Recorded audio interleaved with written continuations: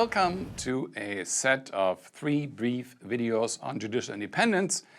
I will particularly focus on the potential economic consequences that judicial independence might have. Now, these are three brief videos, and the first one will basically try to motivate the topic, and it will also give potential reasons why judicial independence might have a consequence on economic development.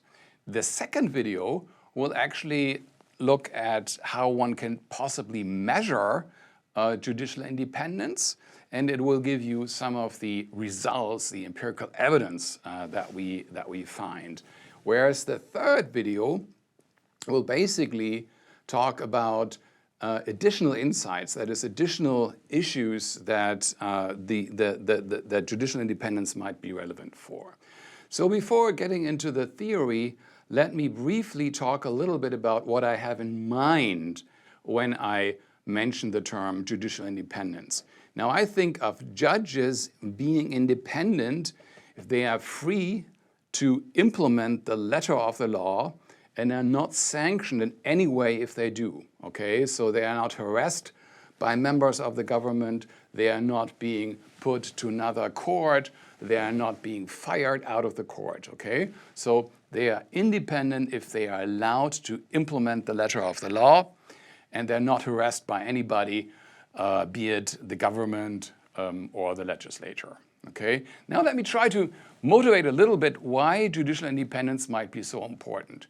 And I like to call this the dilemma of the strong state. Okay, now we want states to be strong.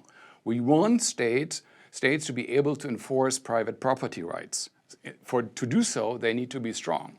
But at the same time, a strong state is also a danger, right? If it is strong enough to enforce private property rights, it might also be strong enough to basically ignore them outright.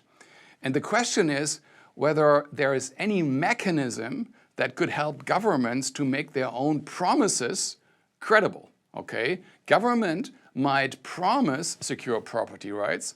Government might promise to potential foreign investors, hey, if you come invest here, you can set prices freely, you will be taxed in a low way, you can transfer your profits back home. But the question is, why should a potential foreign investor believe the government? Okay, so they can make governments, autocratic governments, strong governments, can make lots and lots of promises, but in a sense they are very weak, because why would you believe their promises? And the issue here is whether judicial independence can be thought of sort of as a third player, between the government of a country and private law subjects, potential investors, private citizens, that basically has the function of implementing the promises that government makes, the promises that government makes via its laws, via legislation, and thus help to make promises more credible, which could in turn increase the level of investment, which would at the end of the day lead to higher economic growth. Now, one potential problem is that simple promises might not be sufficient. Okay, so there could be a smart government. In economics, we always assume everybody to be rational, so we always assume also governments to be rational. And governments might know about this issue, so they might have an incentive to say, hey, we pass laws formally granting judicial independence to our judges. But then at the end of the day, they might ignore their own laws. Okay? So, in other words, there might be an issue with the implementation of formally granted judicial independence, right? So this basically means it could make sense to make a distinction between de jure judicial independence on the one hand and de facto judicial independence on the other.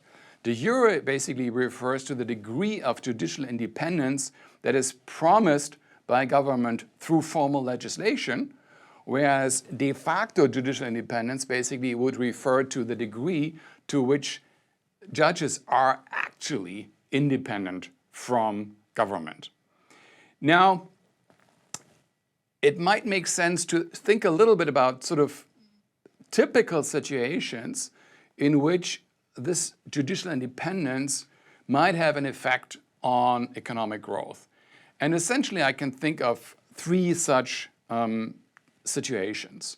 The first one would be if there is a conflict between citizens of a country. You have two private law subjects, two citizens, who have a contract, and one of those parties is unsatisfied with how the contract is being fulfilled or not fulfilled by the other part.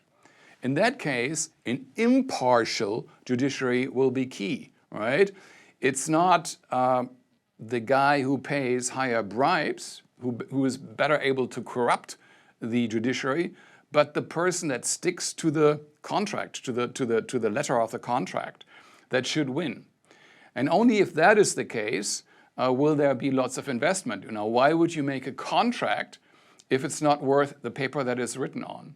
A contract will only be worth the paper it is written on if you can basically expect it to be implemented in case of a conflict by an impartial judiciary. So the relationship between citizens will basically benefit from an independent judiciary. And again, there might be more more contracts, there might be a high degree of division of labor, and so on and so forth. Everything sort of conducive to faster economic growth. We already talked about the relationship between the government and private law citizens, right? Potential investors. So government might have an interest in making its own promises credible and creating a judiciary that is independent from itself might be such a way. So this is a second channel between government and private law citizens. And the third channel, which is particularly relevant in federal countries, would be the relationship between, say, a federal government and one of its state governments, right? If there are many conflicts between the two, this might be a hindrance to investment. You know, if that basically creates a high level of uncertainty in a country, people are less likely to invest in that country. So in other words, if the relationship between the federal government and the various state governments is basically structured and ordered, made more orderly by an independent judiciary, this is also likely to increase the stability, and a higher level of stability is likely to lead to more investment in a particular country.